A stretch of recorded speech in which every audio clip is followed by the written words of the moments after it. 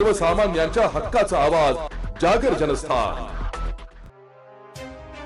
महाराष्ट्रातील 5वे शक्तीपीठ खानदेश कुलस्वामिनी एकविरा देवी मंदिरात नवरात्रोत्सव आणि कोजागिरी पौर्णिमेनिमित्त विविध धार्मिक कार्यक्रमांचे आयोजन करण्यात आले। कोजागिरी पौर्णिमेला एकविरा देवीला 56 भोगाचं नैवेद्य दाखवण्यात आलंय। या पार्श्वभूमीवर कोजागिरी पौर्णिमा आणि नवरात्र उत्सवानिमित्त देवीच्या मंदिरात विविध कार्यक्रमांचे आयोजन करण्यात येत आहे। कोजागिरी पौर्णिमेच्या पार्श्वभूमीवर मंदिरात विविध धार्मिक कार्यक्रम देखील संपन्न झाले। कोजागिरी पौर्णिमेनिमित्त एकविरा देवीची चंद्रावर आरूढ असलेली देवीच्या रूपात पूजा बांधण्यात आली होती। आज सायंकाळी भक्तिमय संगीताचा देखील कार्यक्रम आयोजित केला असल्याची माहिती मंदिराच्या विश्वस्तांनी यावेळी दिली आहे।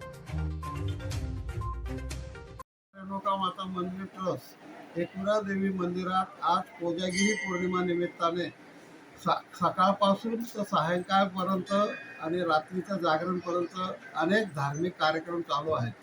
तर आता पालखी झाली, त्यानंतर 56 भोग अर्पण करण्यात आले।